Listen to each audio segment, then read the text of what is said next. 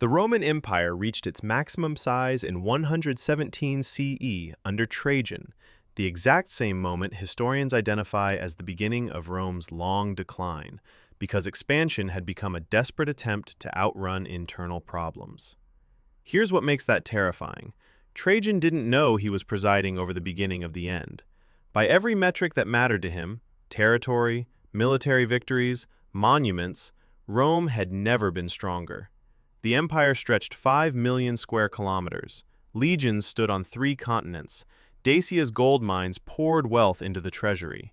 And yet, within 5 years of Trajan's death, his successor Hadrian would abandon half of what Trajan conquered. Within 50 years, plague would ravage the empire.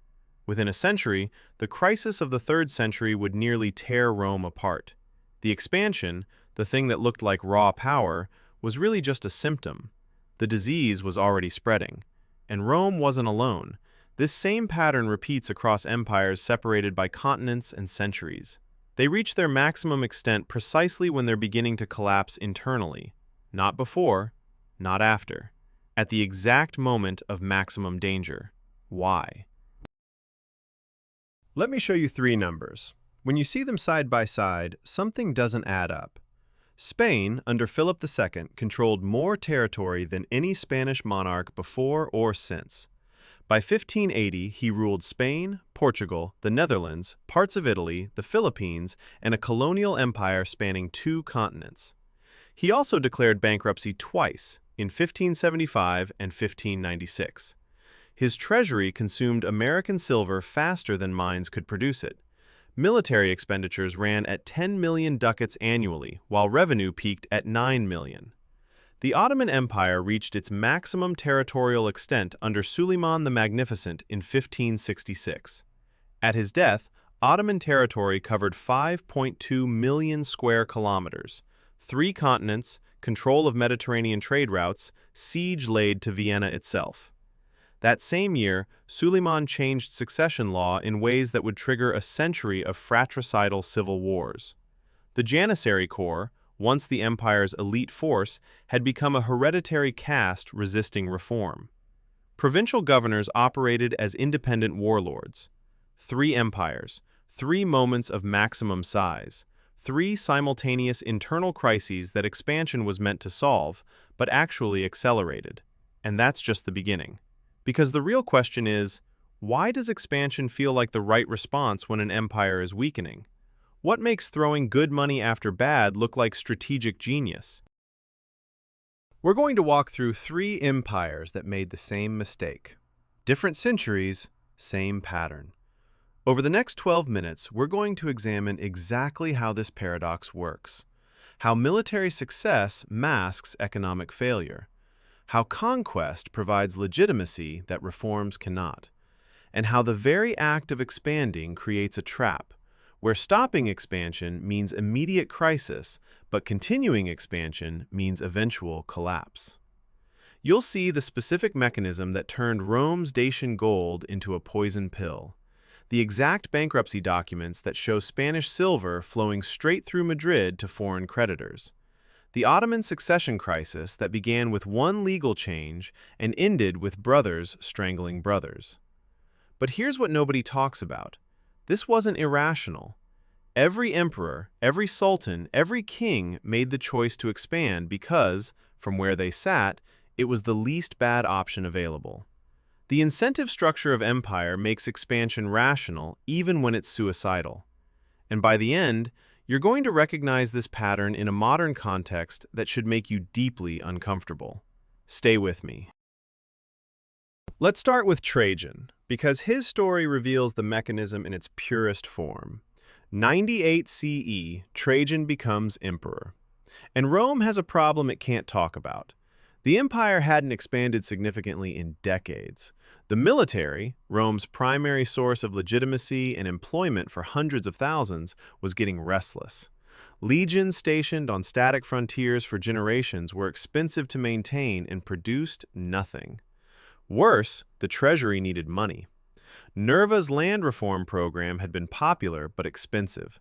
The grain dole cost more each year as Rome's population grew. Trajan's solution? Dacia. The Dacian kingdom, modern Romania, sat across the Danube with something Rome desperately needed: gold. Lots of it. Ancient sources claim Dacia's mines held 165 tons of gold and 330 tons of silver. Whether that's accurate doesn't matter. What matters is Trajan believed it. The First Dacian War launched in 101 CE. Trajan personally commanded 15 legions, over 150,000 men, the largest Roman military operation in a generation. The campaign was vicious. 2 years of siege warfare, mass executions, entire Dacian villages wiped off the map. The Dacians under King Decebalus fought with a ferocity that shocked Roman commanders. It took 2 years to achieve a negotiated settlement that left Decebalus on his throne as a client king. That should have been the end of it. But here's where the trap springs shut. The war had cost enormous sums: legionary pay, equipment, siege engines, supply trains. The partial victory brought some gold, but not enough to offset the expense. And politically, a negotiated peace looked like weakness. Trajan had mobilized the empire for total victory. Anything less meant the next emperor might face military revolt. So in 105 CE, Trajan invaded again. This time, total conquest. Decebalus committed suicide rather than face capture. Dacia became a Roman province. The gold flowed to Rome, and Trajan used it immediately for the largest building program in Roman history: Trajan's Forum, Trajan's Column, Trajan's Market, monuments that still stand today, broadcasting strength. But the gold ran out faster than anyone expected. Mining operations required massive slave labor, military garrisons, administrative overhead. The province was surrounded by hostile tribes requiring constant military presence. And the gold itself, much of it went directly to paying the soldiers who conquered Dacia in the first place. The war had paid for itself, barely, but generated no surplus for the empire's other problems, which meant Trajan needed another war. 113 CE, Parthia, the campaign that would push Rome to its absolute maximum extent. Trajan invaded Mesopotamia, captured the Parthian capital of Ctesiphon, reached the Persian Gulf, farther east than any Roman army had ever marched. At his death in 117 CE, Rome controlled territory from Scotland to the Red Sea, from Portugal to the Caspian, and it was all unsustainable. Hadrian, Trajan's successor, immediately abandoned Mesopotamia, Armenia, and Assyria, not because he was weak, because holding them was impossible. The legions were overextended. Supply lines stretched thousands of miles. Local populations revolted constantly. The cost of garrisoning these territories exceeded any revenue they could possibly generate. Here's the thing that should make you pause. Hadrian knew this on day one, which means Trajan's advisors knew it before the invasion. They invaded Parthia anyway, because the expansion itself was the point, the legitimacy it provided, the employment it created, the way it pushed problems into the future. But what problems exactly was expansion meant to solve? Remember the question we opened with, why does expansion happen at the moment of decline? Let me show you the pattern with Spain, because Spanish records are detailed enough to track every ducat. Philip II inherited the largest empire in history in 1556, Spanish territories in Europe, the entire colonial apparatus in the Americas. In 1580, he inherited Portugal and its colonial empire, adding Brazil, trading posts in Africa and Asia. On paper, unstoppable. In reality, Philip spent his entire reign lurching from one financial crisis to another. And here's where it gets strange. The more money flowed from American silver mines, the faster Spain went bankrupt. The numbers tell the story. In 1560, American mines shipped 300,000 pesos to Spain. By 1580, that figure reached 2 million pesos annually. By 1590, 3 million. The silver fleet arrived like clockwork, the largest transfer of wealth in human history to that point. And Philip declared bankruptcy in 1575, then again in 1596. Here's what happened. Military spending kept climbing while silver production stayed flat. The math stopped working. The Dutch Revolt, the 80 Years' War, consumed 2 million ducats per year trying to hold the Netherlands. The Spanish Armada in 1588 cost 10 million ducats to build and lost nearly all of it in a single campaign. Wars in Italy against France, wars in the Mediterranean against the Ottomans, garrisons in Milan, Naples, Sicily, the defense of the Americas against English and French privateers. Every military commitment generated its own logic of escalation. The Netherlands couldn't be abandoned because losing them would mean losing tax revenue in strategic ports. But holding them required armies that cost more than the revenue they protected. So Philip borrowed. Heavily. From Genoese bankers, German financiers, anyone who would lend, at interest rates reaching 49% during crisis periods. The silver arriving from Potosi, mined by indigenous forced labor in conditions that killed thousands, flowed straight through Madrid to foreign creditors. Spanish silver became the currency of European trade, enriching everyone except Spain. And here's the part nobody talks about. Philip knew this. His advisors wrote memoranda explaining the debt trap. Council of Finance documents from 1574 explicitly warned that military costs exceeded revenue and borrowing had reached unsustainable levels. Philip expanded anyway. In 1580, he invaded Portugal, adding another kingdom to his empire. Why? Because the Portuguese spice trade and Brazilian sugar looked like they could solve the revenue problem. And because stopping expansion meant admitting the empire was overextended, which would trigger immediate revolt in the Netherlands, immediate pressure from France and England, immediate loss of credibility with bankers. Expansion was the only way to maintain the illusion of strength long enough to maybe, somehow, find a way out of the trap. It didn't work. By Philip's death in 1598, Spain was functionally bankrupt, despite controlling more silver than any nation in history. His son, Philip III, would declare bankruptcy again in 1607. The empire would stagger on for another century, but the decline began at maximum extent. Now let's look at the Ottomans, because their version of this pattern reveals something crucial about why expansion becomes addictive. Suleiman the Magnificent, the name tells you how contemporaries saw him. His reign from 1520 to 1566 marked the Ottoman Empire's golden age. He conquered Hungary, laid siege to Vienna, expanded into North Africa, fought Persia to a standstill. Ottoman territory reached 5.2 million square kilometers. Istanbul was the richest city in Europe. The Ottoman navy controlled the Mediterranean. And during this exact period, the empire's internal systems began to break down. The devshirme system, the practice of recruiting Christian boys, converting them to Islam, and training them as janissaries or administrators, had created a meritocratic elite that owed loyalty to the Sultan alone. It was the empire's competitive advantage. Under Suleiman, it started to decay. Janissaries began demanding their sons be allowed to join the corps. What had been a merit-based military force became a hereditary caste. By the 1560s, janissaries were refusing to campaign, demanding bonuses, threatening mutiny if their privileges were questioned. Suleiman couldn't reform them, because he needed them. Every campaign required janissary support. Every succession required their approval. They had become too powerful to challenge. The administrative system had a similar problem. The Tamar system, granting provincial cavalry soldiers land revenue in exchange for military service, was designed to create a self-funding military. But as the empire expanded, Tamars in newly conquered territories went to court favorites rather than soldiers. Provincial governors started operating as independent powers, remitting less revenue to the central treasury while demanding more autonomy. And then there's succession. Ottoman succession law was brutal but effective. All sons had equal claim, and the one who secured the throne executed his brothers to prevent civil war. Suleiman changed this. His favorite son Mustafa, competent, popular with the military, was executed in 1553 on suspicion of plotting. His other capable son, Bayezid, was executed in 1561 after rebelling. This left Selim, known to history as Selim the Drunkard, as heir. Suleiman had broken the succession system to ensure his chosen son inherited.